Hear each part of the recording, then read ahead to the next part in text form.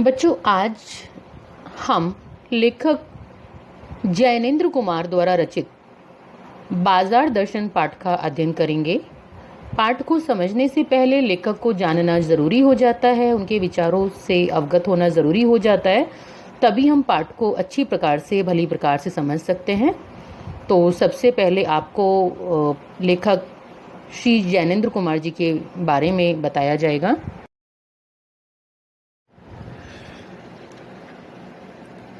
बाजार दर्शन के लेखक श्री जैनेंद्र कुमार जी एक प्रसिद्ध उपन्यासकार रहे हैं। इनका जन्म 1905 ईस्वी में अलीगढ़ में हुआ था। बचपन में इनके पिताजी का देहांत हो गया था और इनका पालन पोषण बच्चे उनके मामा ने ही किया था। इनकी प्रारंभिक शिक्षा दीक्षा हस्तिनापुर के गुरुकुल में हुई। इसके बाद इन्होंने उच्च शिक्षा काशी हिंदू विश्वविद्यालय बनारस में ग्रहण की।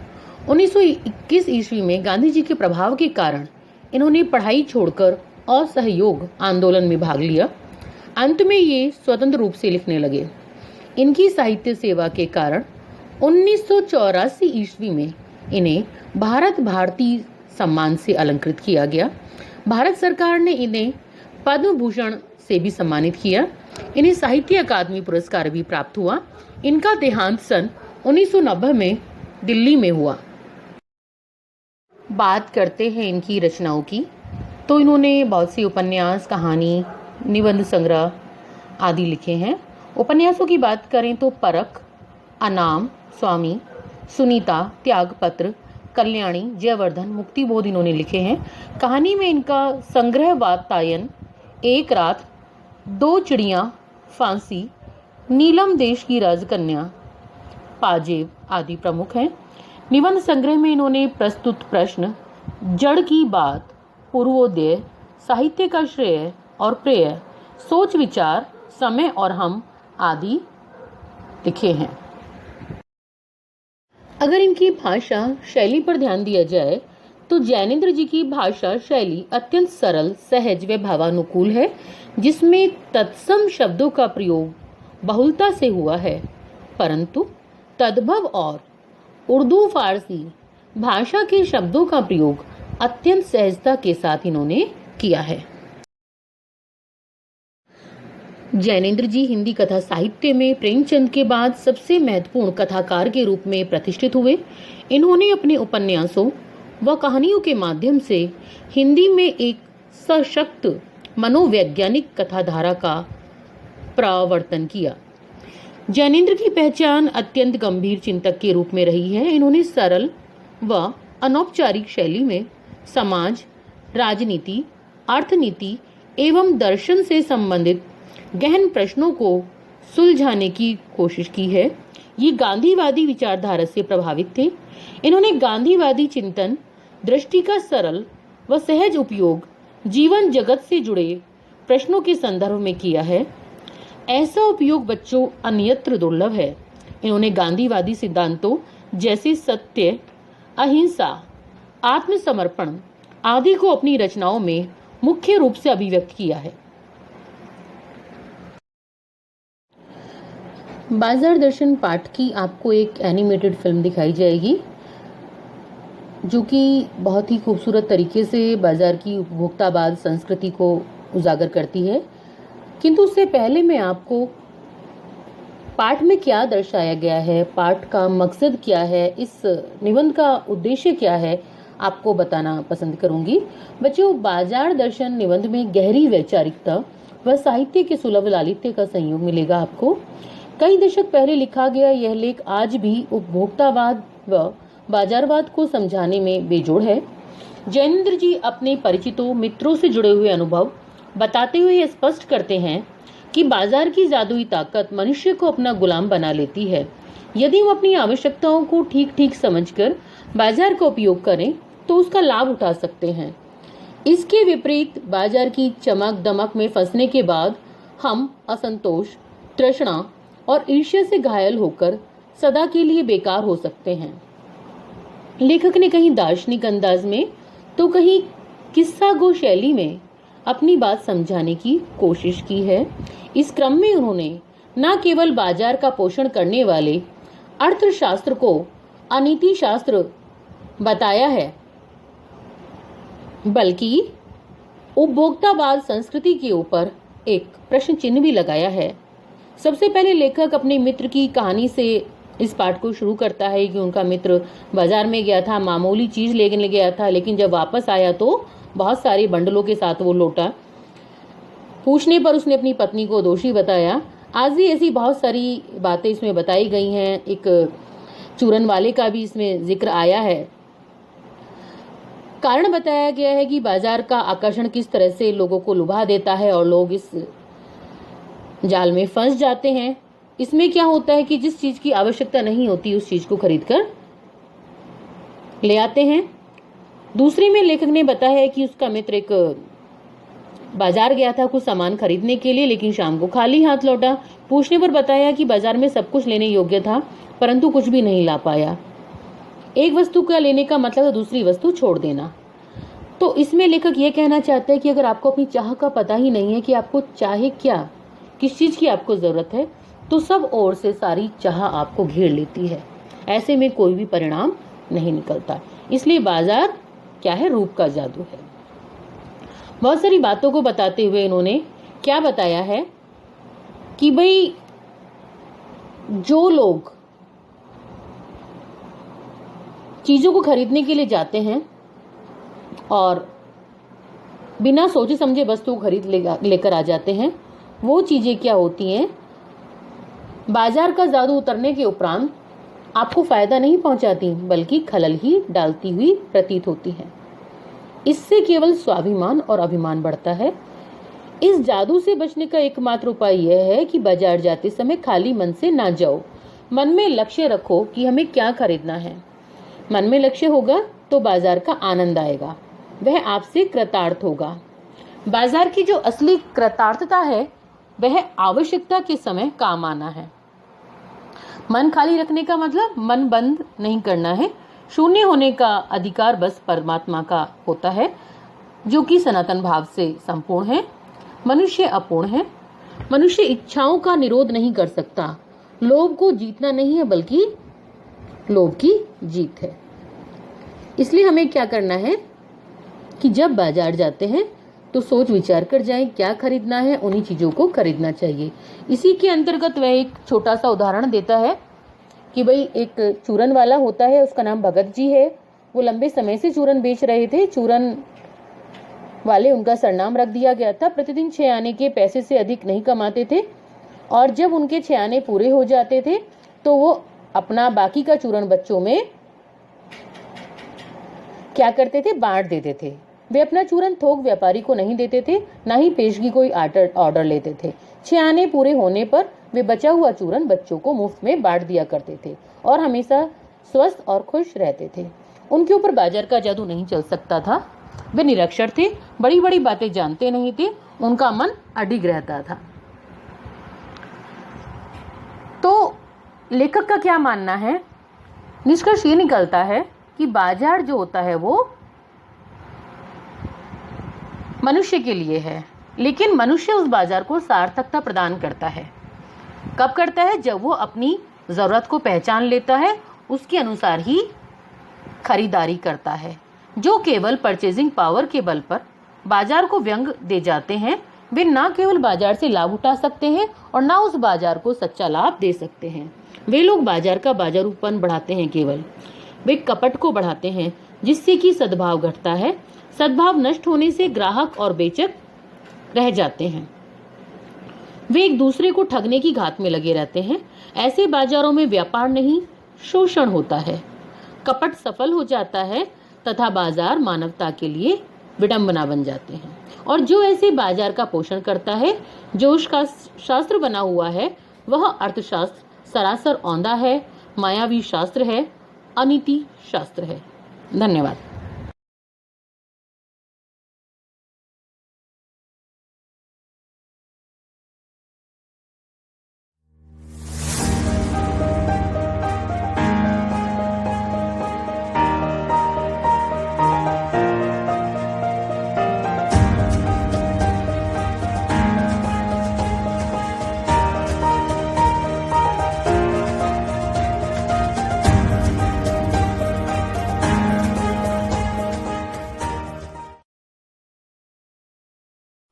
लेखक कहता है कि एक बार की बात बताता हूं। हमारे मित्र बाजार गए थे कोई एक मामूली चीज लेने, पर लौटे तो बहुत से बंडल उनके पास थे। यह क्या? यह जो साथी हमारे। उनका मतलब था कि यह पत्नी की महिमा है। उस महिमा का मैं कायल हूं। आदिकाल से इस विषय में पति से पत्नी की ही प्रमुखता अधिक प्रमाणित है, और यह व्यक्तित्व का नहीं, यह स्त्रीत्व का प्रश्न है। अर्थात यह स्वभाव तो हर स्त्री में होता है। स्त्री माया न जोड़े तो क्या मैं जोड़ूं? फिर भी सच सच है, और वह यह कि इस बात में पत्नी की ही ओट ली जाती है। मूल में एक और तत्व की महिमा सविशेष है। वह तत्व है मनी बैग, अर्थात पैसे की गर्मी या एनर्जी। पैसा पावर है, पर उसके सबूत में आसपास मालटाल न जमा हो तो क्या वह खाक पावर है? यहां लेखक के कहने का भाव है कि लोग पैसे की पावर दिखाने के लिए बहुत सी वस्तुएं खरीद लेते हैं। लेखक आगे कहता है, पैसे को देखने के लिए बैंक हिसाब देखिए, पर माल असबाब मकान कोठी तो अनदेखे भी दिखते हैं। पैसे की उस परचेजिंग पावर के प्रयोग में ही पावर का रस है। पर नहीं, लोग संयमी भी होते हैं। वे फिजूल के सामान को फिजूल ही समझते हैं। वे पैसा बहाते नहीं हैं और चतुर होते हैं। बुद्धि और संयम पूर्वक वे पैसे को जोड़ते जाते हैं, बस जोड़ते जाते हैं। पैसे से जुड़ा होने पर उनका मन गर्व से भरा फूला रहता है। यह कितना सामान ले आए? मित्र ने मेरे सामने मनी बैग फैला दिया। यह देखिए, सब उड़ गया। अब जो रेल टिकट के लिए भी बचा हो।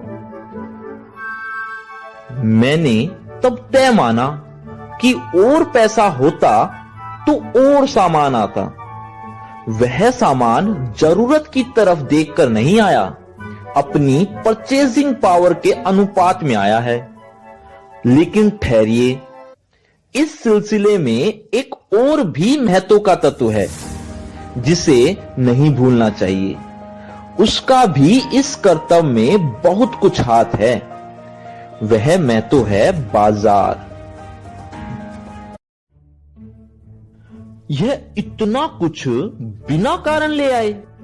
कुछ न पूछो, बाजार है कि शैतान का जाल।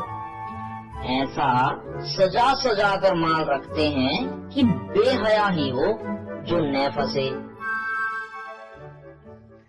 मैंने मन में कहा, ठीक, बाजार आमंत्रित करता है कि आओ, मुझे लूटो और लूटो, सब भूल जाओ, मुझे देखो, मेरा रूप और किसके लिए है? मैं तुम्हारे लिए हूं। नहीं कुछ चाहते हो तो भी देखने में क्या हर्ज है? अजी आओ भी। इस आमंत्रण में यह खूबी है कि आग्रह नहीं है। आग्रह तिरस्कार जगाता है, अर्थात आग्रह अनादर उत्पन्न करता है। इसलिए बाजार सिर्फ आमंत्रित करता है। लेकिन ऊंचे बाजार का आमंत्रण मूक होता है और उससे इंसान के अंदर चाह जागती है। चाह मतलब अभाव, कमी। चौक बाजार में खड़े होकर आदमी को लगने लगता है कि उसके अपने पास काफी नहीं है, और चाहिए। मेरे यहां कितना परिमित है, अर्थात सीमित है, और यहां बाजार में कितना अतुलित है, अर्थात असीमित है। और कोई अपने को न जाने तो बाजार का यह चौक उसे इच्छा से बेचैन बना छोड़े। बेचैन क्यों? पागल। असंतोष, तृष्णा और ईर्ष्या से घायल करके मनुष्य को यह सदा के लिए बेकार बना डाल सकता है। लेखक कहता है कि एक और मित्र की बात बताता हूं। वह दोपहर के पहले के गए बाजार से कहीं शाम को वापस आए तो बिल्कुल खाली हाथ। कहां रहे? बाजार को देखते रहे। बाजार को देखते क्या रहे? बाजार और क्या? तो लाए तो कुछ भी नहीं। हाँ, क्योंकि यह समझ में आता था कि मैं लूं तो क्या, सब कुछ तो लेने को जी होता था। कुछ लेने का मतलब था बाकी सब कुछ को छोड़ देना, पर मैं कुछ भी छोड़ना नहीं चाहता था, इसी से मैं कुछ भी नहीं ले सका। पर मित्र की बात ठीक थी। अगर ठीक पता नहीं है कि क्या चाहते हो तो सब ओर की चाह तुम्हें घेर लेगी और तब परिणाम त्रास अर्थात दुख ही होगा, गति नहीं होगी और न कर्म। बाजार में एक जादू है। वह जादू हमारी आंख की राह काम करता है। वह रूप का जादू है। पर जैसे चुंबक का जादू लोहे पर ही चलता है, ठीक वैसे ही इस जादू की भी मर्यादा है। जेब भरी हो और मन खाली हो, ऐसी हालत में जादू का असर खूब होता है। अगर जेब खाली हो और मन भी खाली हो तो भी जादू चल जाएगा। मन खाली है तो बाजार की अनेकानेक चीजों का निमंत्रण उस तक पहुंच जाएगा, और कहीं उस वक्त जेब भरी हुई तब तो फिर वह मन किसकी मानने वाला है। तब लगता है कि यह भी लूं वह भी लूं, सभी सामान जरूरी और आराम को बढ़ाने वाला मालूम होता है। पर यह सब जादू का ही प्रभाव है। जादू की सवारी उतरी मतलब हमने एक बार सामान खरीद लिया तो पता चलता है कि फैंसी चीजों की अधिकता आराम में मदद नहीं बल्कि खलल ही डालती है। अर्थात बिना जरूरत के खरीदा गया सामान हमें दुखी ही करता है। थोड़ी देर को स्वाभिमान को जरूर सेक मिल जाता है, पर इससे अभिमान की गिल्टी को और खुराक ही मिलती है। लेखक उदाहरण से समझाता हुआ कहता है कि अगर जकड़ रेशमी डोरी की हो तो रेशम के स्पर्श के मुलायम के कारण क्या वह जकड़ कम होगी? पर उस जादू की जकड़ से बचने का एक सीधा सा उपाय है। वह यह कि बाजार जाओ तब मन खाली न हो, और जब मन खाली हो तब बाजार न जाओ। कहते हैं लू में बाहर जाना हो तो पानी पीकर जाना चाहिए। पानी भीतर हो लू का लूपन बेकार हो जाता है। ठीक इसी तरह मन किसी लक्ष्य से भरा हो तो बाजार भी फैला का फैला ही रह जाएगा। तब वह घाव बिल्कुल नहीं दे सकेगा बल्कि कुछ आनंद ही देगा। तब बाजार तुमसे कृतार्थ अर्थात सफल होगा, क्योंकि तुम कुछ न कुछ सच्चा लाभ उसे दोगे। बाजार की असली कृतार्थता अर्थात सफलता है आवश्यकता के समय काम आना। लेखक कहता है कि यहां एक अंतर चिन्ह लेना बहुत जरूरी है। मन खाली नहीं रहना चाहिए, इसका मतलब यह नहीं है कि वह मन बंद रहना चाहिए, क्योंकि जो बंद हो जाएगा वह शून्य हो जाएगा, और शून्य होने का अधिकार बस परमात्मा का है, जो सनातन भाव से संपूर्ण है, बाकी सब अपूर्ण है। अर्थात हमारा मन भगवान की तरह कभी शून्य नहीं हो सकता। मन खाली न रहने का मतलब अपनी इच्छाओं को मारना नहीं है। इससे मन बंद नहीं रह सकता। सब इच्छाओं को रोक लोगे, यह झूठ है। और अगर इच्छा निरोधस तपः का ऐसा ही नकारात्मक अर्थ हो तो ऐसा तप झूठ है। वैसे तप की राह रेगिस्तान को भले जाती हो, पर मोक्ष की राह वह नहीं है। ठाठ देकर मन को बंद करके रखना मूर्खता है।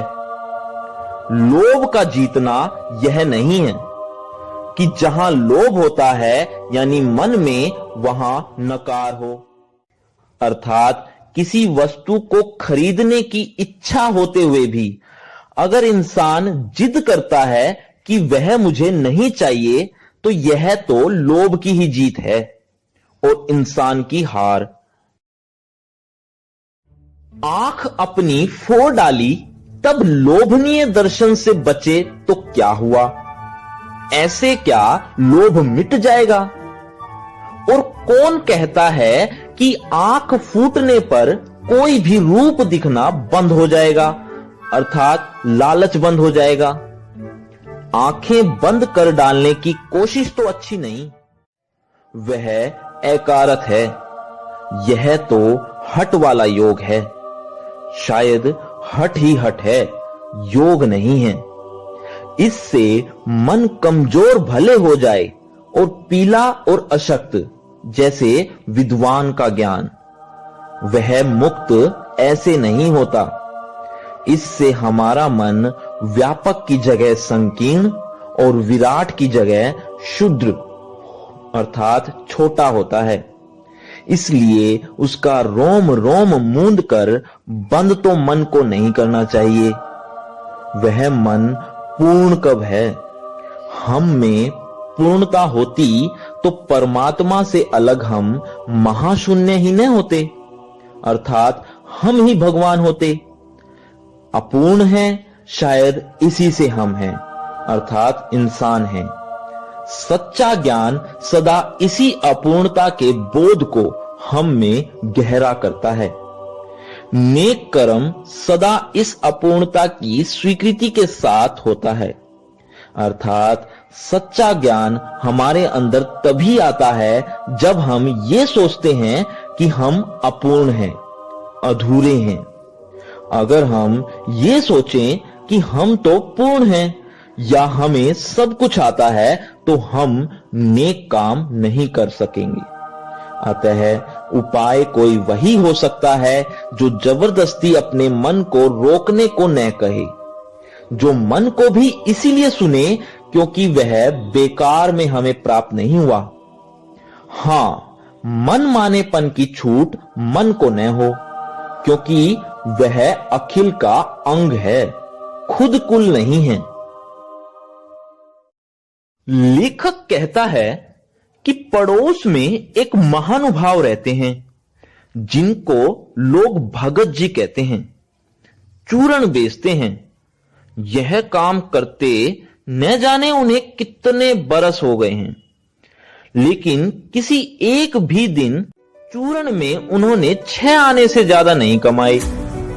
चूरण उनका आसपास प्रसिद्ध है और खुद भी खूब लोकप्रिय हैं। कहीं व्यवसाय का गुर पकड़ लेते और उस पर चलते तो आज खुशहाल ही नहीं, माला माल होते। क्या कुछ उनके पास न होता। इधर 10 वर्षों से मैं देख रहा हूं उनका चूरण हाथों हाथ बिक जाता है, पर वह न उसे थोक देते हैं न व्यापारियों को बेचते हैं। पेशगी ऑर्डर तो कोई लेते नहीं। बंधे वक्त पर अपनी चूरण की पेटी लेकर घर से बाहर नहीं हुए कि देखते ही देखते उनकी 6 आने की कमाई हो जाती है। लोग उनका चूरण लेने को उत्सुक जो रहते हैं, चूरण से भी अधिक शायद वह भगत जी के प्रति अपनी सद्भावना का दान देने को उत्सुक रहते हैं। पर 6 आने पूरे हुए नहीं कि भगत जी बाकी चूरण बच्चों को मुफ्त बांट देते हैं। कभी ऐसा नहीं हुआ कि कोई उन्हें 25वां पैसा भी दे सके। कभी उनके चूरन में लापरवाही नहीं हुई है। कभी रोग होता हुआ भी मैंने उन्हें नहीं देखा। और तो नहीं, लेकिन इतना मुझे निश्चित मालूम होता है कि इन चूरन वाले भगत जी पर बाजार का जादू नहीं चल सकता। कहीं आप भूल न कर बैठिएगा, इन पंक्तियों को लिखने वाला मैं चूरन नहीं बेचता हूं। जी नहीं, ऐसी हल्की बात भी न सोचिएगा, बल्कि समझिएगा कि लेख के किसी भी मान्य पाठक से अर्थात आप लोगों से उस चूरन वाले को श्रेष्ठ बताने की मैं हिम्मत कर सकता हूं। क्या जाने उस भोलेपन वाले व्यक्ति को अक्षर ज्ञान तक भी है, और बड़ी बातें तो उसे मालूम क्या होंगी। और आप और हम न जाने कितनी बड़ी बड़ी बातें जानते हैं। इससे यह तो हो ही सकता है कि वह चूरन वाला भगत हम लोगों के सामने एकदम नाचीज आदमी हो, अर्थात तुच्छ व्यक्ति हो। लेकिन आप पाठकों की विद्वान श्रेणी का सदस्य होकर भी मैं यह स्वीकार नहीं करना चाहता हूं कि उस तुच्छ प्राणी को वह प्राप्त है जो हम में से बहुत कम को शायद प्राप्त है। उस पर बाजार का जादू वार नहीं कर पाता। माल बिछा रहता है और उसका मन अडीग रहता है। पैसा उससे आगे होकर भीख तक मांगता है कि मुझे ले लो, मुझे ले लो। लेकिन उसके मन में पैसे पर दया नहीं समाती।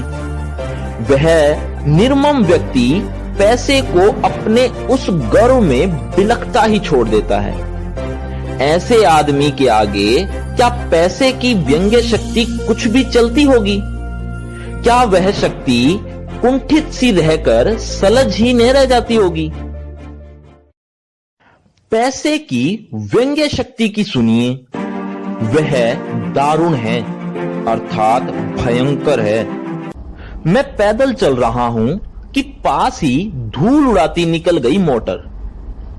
वह क्या निकली, वो तो मेरे कलेजे को कौंधती एक कठोर व्यंग्य की लीक ही आर से पार हो गई।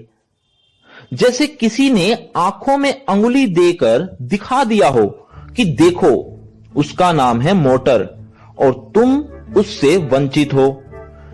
यही मुझे अपनी ऐसी विडंबना मालूम होती है कि बस पूछिए मत। मैं सोच में पड़ जाता हूं कि हाय, यही मां बाप रह गए थे जिनके यहां मैं जन्म लेने को था। क्यों न मैं मोटर वालों के यहां हुआ होता।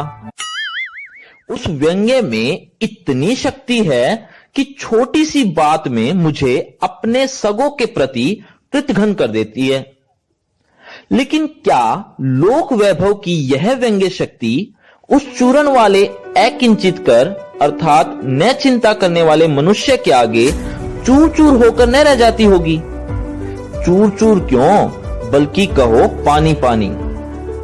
तो वह क्या ताकत है जो इस तीखे व्यंग्य अर्थात बाजार में मौजूद चमकती वस्तुओं के आगे अजय ही नहीं रहती, बल्कि मानो उस व्यंग्य की निर्दयता को ही पिघला देती है। उस ताकत का जो नाम दो, पर वह निश्चय ही उस तल की वस्तु नहीं है जहां पर संसारी वैभव फलता फूलता है। वह कुछ अलग जाति का तत्व है। लोग स्पिरिचुअल कहते हैं, आत्मिक, धार्मिक या नैतिक कहते हैं। मुझ में योग्यता नहीं कि मैं उन शब्दों में अंतर देखूं और प्रतिपादन करूं। मुझे किसी शब्द से सरोकार नहीं। मैं विद्वान नहीं कि शब्दों पर अटकूं। लेकिन इतना तो है ही कि जहां तृष्णा है, बटोर रखने की इच्छा है, वहां उस शक्ति का बीज नहीं है जो भगत जी के पास है। बल्कि यदि उसी बल को सच्चा बल मानकर बात की जाए तो कहना होगा कि संचय अर्थात इकट्ठा करने की तृष्णा और वैभव की चाह में व्यक्ति की निर्बलता ही प्रमाणित होती है। निर्बल ही धन की ओर झुकता है। वह कमजोरी है। वह मनुष्य पर धन की और चेतन पर जड़ की विजय है। लेखक कहता है कि एक बार चूरन वाले भगत जी बाजार चौक में दिख गए। मुझे देखते ही उन्होंने जय जय राम किया। मैंने भी जय राम कहा।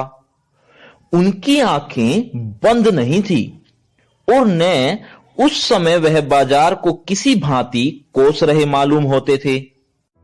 राह में बहुत से लोग, बहुत से बालक मिले जो भगत जी द्वारा पहचाने जाने के इच्छुक थे।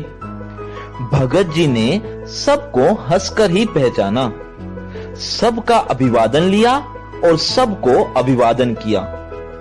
इससे तनिक भी यह नहीं कहा जा सकेगा कि चौक बाजार में होकर उनकी आंखें किसी से भी कम खुली थी और वे खोए से भी खड़े नहीं रह जाते थे।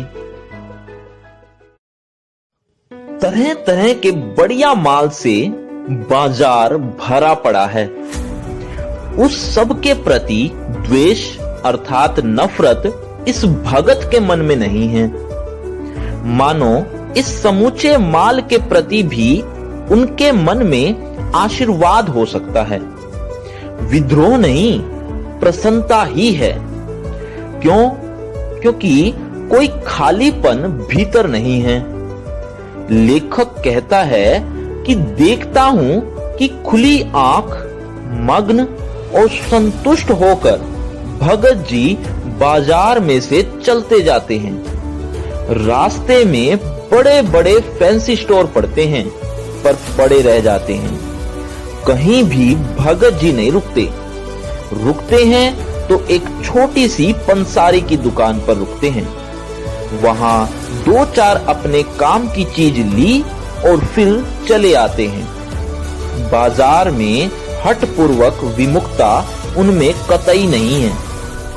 लेकिन यदि उन्हें जीरा और काला नमक चाहिए तो सारे चौक बाजार की सत्ता उनके लिए तभी तक है जब तक वहां जीरा मिलता है। जरूरत के मुताबिक जीरा वहां से लिया कि फिर सारा चौक उनके लिए आसानी से न के बराबर हो जाता है। वे जानते हैं कि जो उन्हें चाहिए वह है जीरा और नमक। इस निश्चित प्रतीति अर्थात ज्ञान के बल पर बाकी सब चांदनी चौक का आमंत्रण उन पर व्यर्थ होकर बिखर जाता है। चौक की चांदनी दाएं बाएं भूखी की भूखी ही फैली रह जाती है। चूंकि भगत जी को जीरा चाहिए वह तो कोने वाली पंसारी की दुकान से ही मिल जाता है तथा वहां से सहज भाव में ले लिया गया है। इसके आगे आसपास यदि चांदनी बिछी रहती है तो बड़ी खुशी से बिछी रहे। यहां मुझे ज्ञात होता है कि बाजार को सार्थकता भी वही मनुष्य देता है जो जानता है कि वे क्या चाहता है, और जो नहीं जानते कि वे क्या चाहते हैं अपनी परचेजिंग पावर के गर्व में अपने पैसे से केवल एक विनाशक शक्ति, शैतानी शक्ति, एक व्यंग्य की शक्ति ही बाजार को देते हैं। न तो वे बाजार से सच्चा लाभ उठा सकते हैं और न उस बाजार को सच्चा लाभ दे सकते हैं। वे लोग बाजार का बाजारूपन बढ़ाते हैं, जिसका मतलब है कपट बढ़ाते हैं। कपट को बढ़ने का अर्थ है परस्पर सद्भाव का कम होना। इस सद्भाव के पतन पर आदमी आपस में बंधु भाई रह ही नहीं जाते और आपस में कोरे ग्राहक और बेचक की तरह व्यवहार करते हैं, मानो दोनों एक दूसरे को ठगने की घात में हों। एक की हानि में दूसरे को अपना लाभ दिखता है और यह बाजार का ही नहीं बल्कि इतिहास का सत्य माना जाता है। ऐसे बाजार को बीच में लेकर लोगों में आवश्यकताओं का आदान प्रदान नहीं होता, बल्कि शोषण होने लगता है। तब कपट सफल होता है, निष्कपट शिकार होता है। ऐसे बाजार मानवता के लिए समस्या हैं, और जो ऐसे बाजार का पोषण करता है, उसका शास्त्र जो बना हुआ है, वह अर्थशास्त्र सरासर उल्टा है। वह मायावी शास्त्र है। वह अर्थशास्त्र अनीति शास्त्र है। अर्थात ऐसे लोग समाज के लिए समस्या हैं।